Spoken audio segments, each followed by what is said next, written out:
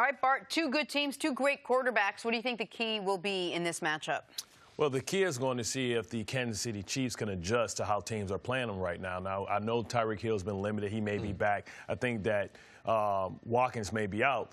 But this is a little bit of trading places, right? Because if Deshaun Watson had been in Kansas City, he would be the MVP, I believe. I think he's that special as well. So when you talk about the quarterback positions and arm talent and the ability to be clutch and throw the ball from different angles, we saw the performance that Watson put on last week, and they just got Laramie Tunsil there, and he's starting to get a little bit more time. He's starting to settle in, But now let's see if they can adjust to teams, get up in their face, pressing them. And also, with the lack of Fisher being there, being able to get pressure. Mahomes last week, 4 sacks, trying to do too much. I think the Kansas City Chiefs are forcing him to be special, and that defense is horrible. Spagnuolo came there, supposed to improve it, go back to the old Giants glory days. It's not working out. They got Tyrann Mathieu, that's working out, but even Justin Houston in D4 was a better player than what I always say the name wrong. Frank Clark. Frank Clark, right? It was much better than Frank Clark in his productivity. So I think this is going to be another measuring stick so the Texans can see where they are. The Texans are very explosive. They can hurt you offensively. They have Fuller. I don't know if Stills is going to be back. Hopkins is maybe top 5 receiver. And now with Carlos Hyde, they finally have that one-cut type of running back. It's going to be a lot for Kansas City to handle. They could lose this game. Nick has been saying all year, we were waiting to see at the substitution, 6 new starters, new defensive coordinator. Are they better or worse than they were last year? I'm not going to say they were worse than they were last year, but they didn't lose any games because of their defense thus far.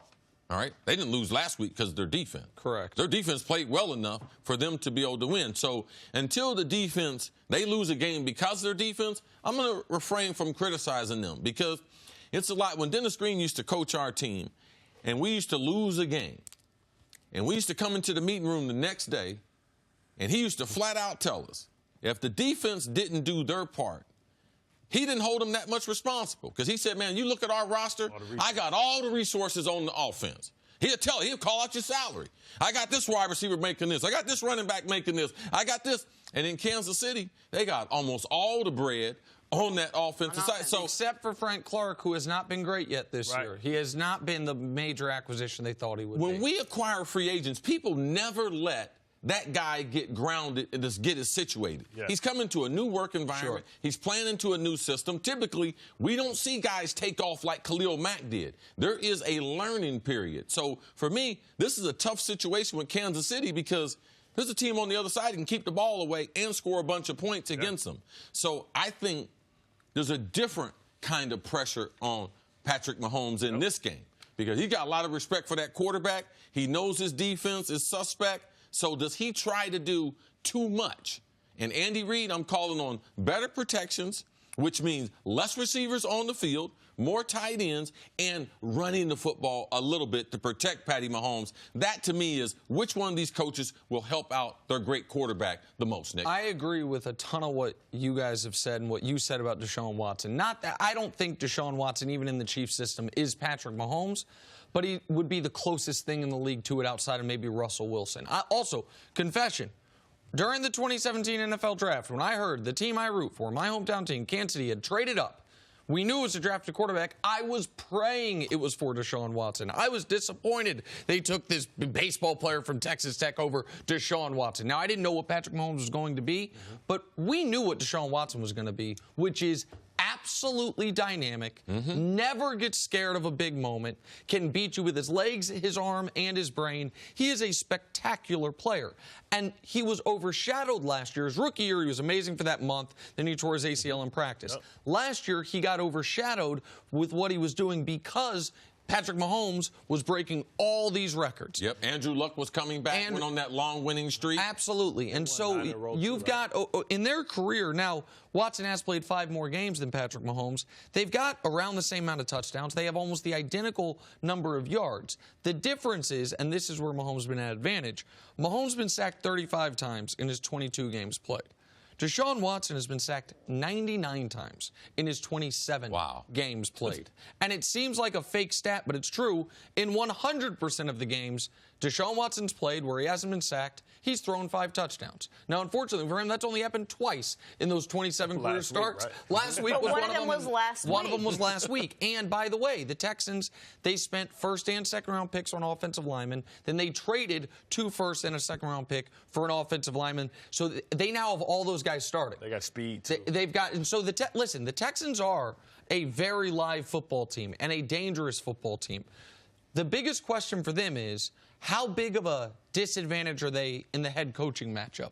Because Bill O'Brien has never, as a head coach in the NFL, won a big road game. That's just you can go over year by year by year. He's never had a road win against a quality opponent since he's been the head coach of the Houston Texans. Meanwhile, Andy Reid doesn't have many instances of losing back-to-back home games since he's been the head coach of the Kansas City Chiefs.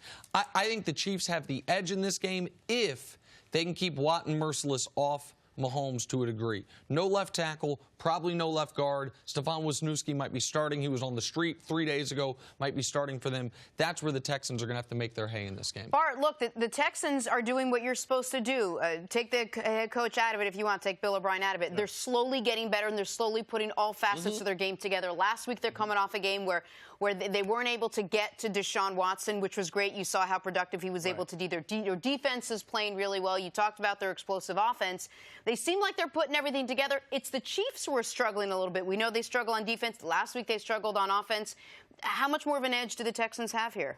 I mean, they have a slight edge when you ever go into Kansas City. If you've ever played there, it's a very hostile environment, and communication becomes really hard and really difficult. So what happens is you have an advantage because as a defender, I can get off the ball because I know you can't communicate and you're going to go on silent counts. Silent counts are usually pretty predictable. Now they try and switch it up. Some guys clap. Some guys wait for the guard to tap. But you can start getting a beat on those type of things. And if one person doesn't get the communication, then as a defensive player, it's to my advantage because all it takes is one person not being on sync, create free runners. So if I'm the Texans, if I'm Kansas City, I'm putting a lot of people at the line of scrimmage, understanding that if I'm going to have success, I'm going to have it on the left side of the defense because Lermy Tunsil is one of the up-and-coming stars as far as left tackles in this league. All right. Thanks for watching. Subscribe here to get the latest from the show. Also, be sure to check out more of the best clips from First Things First, or go watch a few segments from our other shows on FS1.